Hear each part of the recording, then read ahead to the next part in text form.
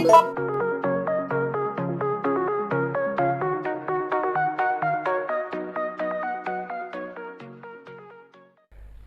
teman-teman, welcome to Ryugo Gaming. Dan kembali aku akan membuat prediksi untuk World Cup yang sudah memasuki babak semifinal.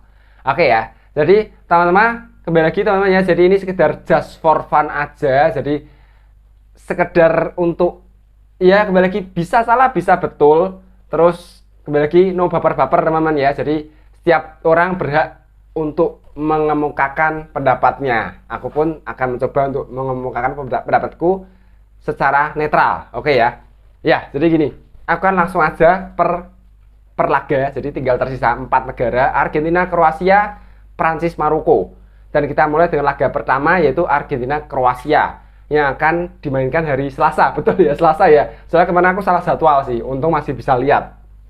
Oke, jadi gini, Argentina Kroasia. Jadi kalau aku melihat permainan Argentina itu berbahaya, di depannya berbahaya, terutama faktor Messi-nya. Jadi kayak betul-betul Messi itu menjadi poros permainan dari Argentina. Tapi di belakangnya itu, kalau aku bisa bilang tuh kadang-kadang agak rapuh di belakangnya. Di belakangnya tuh nggak sekuat depannya. Itu dia. Tapi kembali lagi, memang di depannya itu betul harus, nggak cuma Messi ya. Kita lihat menurutku pemain yang cukup menonjol di Argentina itu ada Akunya di sisi kiri itu bagus banget mainnya, cukup ngotot, determinasi tinggi. Bahaya, di luar itu masih banyak pemain bagus, Julian Alvarez, terus Enzo Fernandez kemana juga bagus banget tuh. Kita lihat permainan dari Enzo Fernandez bagus. Terus juga ya kembali lagi Angel Di Maria. Waktu Di Maria dimasukkan di akhir-akhir laga itu juga betul-betul lumayan menjadi bisa bilang kayak the game changer, kayak lumayan mengubah jalannya permainan, juga semakin menambah variasi serangan. Kembali lagi sangat berbahaya.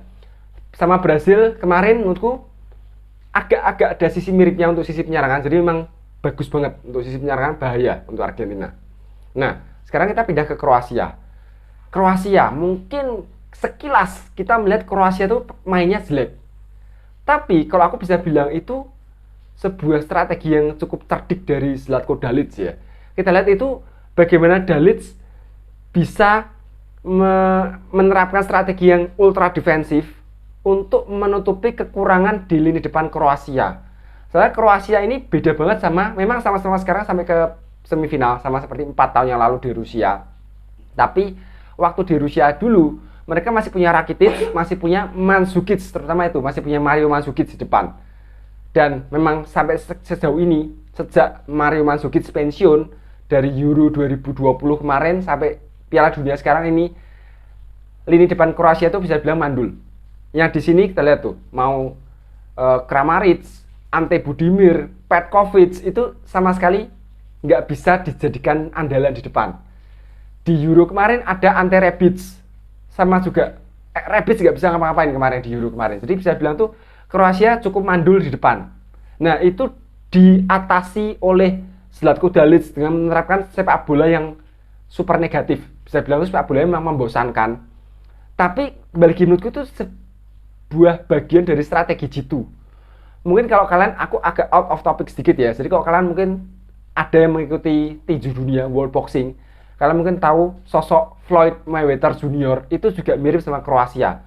Jadi Mayweather itu petinju yang sangat-sangat membosankan. Gaya bertinjunya itu betul-betul membosankan. Kayak nggak bisa adu pukul, maksudnya bukan nggak bisa, dia kayak nggak bertipikal yang adu pukul, tapi kayak dia tuh lebih ke menghindar, lebih banyak kayak gitu, hindar tangkis seperti itu, dan lebih menerapkan kayak satu serangan mematikan lah. Itu sama yang dilakukan oleh Kroasia. Untuk ditonton membosankan, tapi untuk urusan strategi menurutku bagus banget strateginya, betul-betul membuat lawan frustasi, kesulitan, dan akhirnya ada killing punch-nya seperti itu.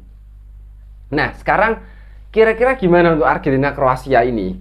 Sekarang gini, aku akan prediksi, langsung aja prediksiku. Maksudnya kemarin kan aku sempat prediksi, kalau secara netral gini, kalau dari hati seperti ini. Kalau menurutku sekarang langsung aja ya. Untuk Argentina Kroasia, aku akan pegang Kroasia kali ini. Bukan karena memang jagoan utamaku Kroasia memang betul. Tapi aku melihat gini, kemarin saat lawan Brasil itu Kroasia itu bisa bertahan dengan sangat rapi. Dan mereka bisa kayak sempat kebobolan, mereka bisa melakukan serangan dan menyamakan kedudukan. Nah, pertahanan Brasil waktu itu sudah cukup bagus menurutku. Istilah itu ya kembali lagi secara kualitas Brasil bagus di belakang. Secara permainan pun mereka cukup bagus di belakang waktu itu. Nah, kalau aku melihat sekarang Argentina itu kembali lagi di lini penyerangan bagus, mirip kayak Brasil. Tapi di pertahanan menurutku agak sedikit rapuh. Juga Argentina itu kemarin-kemarin itu terutama saat menghadapi Saudi Arabia ya, itu kita lihat cukup kesulitan untuk membongkar pertahanan dari Saudi Arabia, dan mereka terus menggempur dan kena serangan balik selesai. Nah, menurutku itu yang harus dilakukan oleh Kroasia. Mereka sudah teruji. Kembali lagi ya, mereka harus bermain seperti saat melawan Brasil. Pertahanannya, barisan pertahanan maupun Livakovic-nya harus betul-betul solid, ketat, betul-betul menumpuk pemain di belakang, ketat. Modric juga sering turun, Kovacic juga sering turun, itu harus dilakukan. Nah, dan mereka harus melakukan serangan-serangan balik. Dan menurutku, ya kembali lagi tadi, pertahanan Argentina tidak sebagus pertahanan Brasil. Jadi menurutku mungkin aku nggak tahu ya, mungkin prediksiku Kroasia akan menang dan mungkin nggak sampai adu penalti kali ini. Mungkin 90 menit atau 120 menit. Kemungkinan bisa menang, asalkan yaitu terapkan strategi seperti saat Argentina menghadapi Saudi Arabia. Bertahan ketat, lakukan serangan balik. Seperti itu menurutku. Ya, kalau Argentina mau menang, kembali lagi harus secepat mungkin cetak gol. Soalnya kalau sampai kayak Brasil itu terlalu lama, semakin ketat pertahanan, pemain semakin frustasi, karena kalau pemain frustasi itu membuat jadi agak kayak pokoknya aduh gimana nih syuting lah ginilah gitulah, semakin frustasi semakin tidak bisa berpikir secara jernih. Jadi kalau untuk Argentina mau menang, Argentina harus segera cetak gol secepat mungkin. Kalau istilah itu kalau mereka cetak gol secepat mungkin itu kayak membuyarkan strategi Kroasia. Contoh kayak kemarin, begitu berhasil cetak gol, otomatis Kroasia harus menyerang karena nggak mungkin mereka terapkan strategi bertahan lagi. Mereka harus serang untuk cetak gol. Nah, itu solusi untuk mengalahkan Kroasia. Tapi kalau kembali lagi ini tinggal pertandingan lebih berjalan ke ritmenya siapa, ke ritmenya Kroasia atau ke ritmenya Argentina, seperti itu sih. Tapi kalau di sini aku lebih pegang Kroasia kayak tadi. Jadi alurnya mungkin akan sama, Kroasia bertahan total. Nah, kembali lagi serangan balik, itu dia. Oke ya, jadi aku pegang Kroasia untuk laga pertama. Oke, lanjut teman-teman. Laga kedua, Prancis menghadapi Maroko. Wow, ini luar biasa ya. Maroko gila sih, harus dikasih aplaus. Maroko luar biasa banget Maroko. Maroko itu kejutan terbesar di World Cup 2022 ini. Memang dari awal mereka punya kualitas yang bagus memang ya. Istilahnya tuh kualitas pemain mereka tuh kualitas sudah Eropa top. Ya, banyak pemain mereka yang sudah bermain di klub top Eropa. Hakim Ziyech, Mazraoui yang baru-baru ini dibeli Bayern Munchen. Terus ada Sofyan Amrabat, kiper mereka Bono itu juga main di Sevilla, bahkan dapat itu ya apa namanya? Kiper apa namanya? Samurai Trophy itu kan ya, kiper terbaik di La Liga. Terus banyaklah Romain Saiz. Jadi hampir rata-rata pemain mereka tuh main di Eropa dan bukan klub-klub yang kecil gitu loh. Klub-klub yang lumayan menengah ke atas, bahkan klub besar gitu. Jadi kayak mereka itu sudah terbiasa bermain di tensi yang cukup tinggi, menghadapi lawan-lawan yang berat dengan rekan satu tim yang juga sama-sama bagus, sama-sama berkualitas. Dan kalau melihat juga ada Hakimi ya, lupa disebut ya, Hakimi main untuk PSG, apalagi Hakimi sudah malang melintang di mana-mana, Real Madrid, Dortmund. Dan melihat permainan Maroko itu juga luar biasa, bagus banget mainnya ya, determinasi tinggi, effortnya tuh bagus banget, agresif, bagus, Maroko bagus. Tapi kembali lagi, kali ini lawannya dihadapi adalah Prancis. Juara bertahan, dari segi permainan juga bagus. Dan kembali lagi, aku tarik ucapanku waktu di prediksi yang awal teman. Aku memprediksi waktu itu Prancis kayaknya nggak akan juara. Tapi setelah melihat permainan Prancis, setelah kita melihat tanpa ada Kante atau Pogba, ternyata Rabiot dan Tchouaméni itu bisa mengcover mereka itu. Dan sekarang ini itu dengan masuknya Upamecano, Theo Hernandez di kiri itu semakin memperkuat Prancis. Koundé segala yang kemarin kan enggak kan, waktu Euro kemarin, waktu World Cup kemarin kan enggak ada Koundé. maksudnya nggak reguler. Aku lupa Konde itu dibawa atau enggak, yang pasti nggak main reguler kan. Aku lupa apa nggak dibawa kalau nggak salah. Upamecano kayak juga nggak dibawa.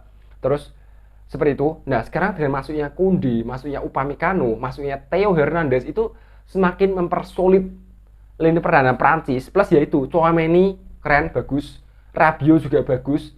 Terus di depan Olivier Giroud itu juga bisa menutupi absennya Karim Benzema.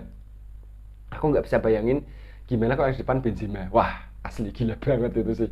Gimana kalau itu Mbappe sama Benzema. Tapi ya ini aja tuh sudah bagus loh. Giroud itu pas banget loh dengan trisula mereka, Dembele, Mbappe sama-sama dengan eksplosif kecepatannya, dan Giroud sebagai seorang target man.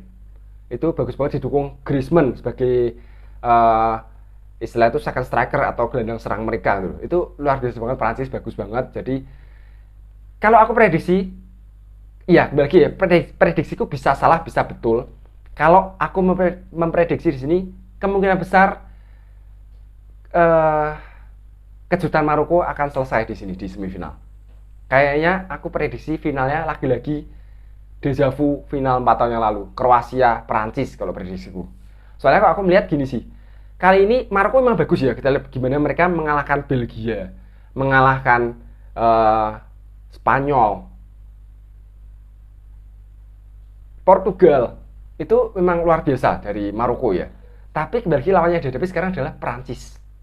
Banyak faktor di Prancis. Pertama, yaitu kembali mereka juara dunia. Mereka sudah, istilah skuadnya itu skuad juara semua.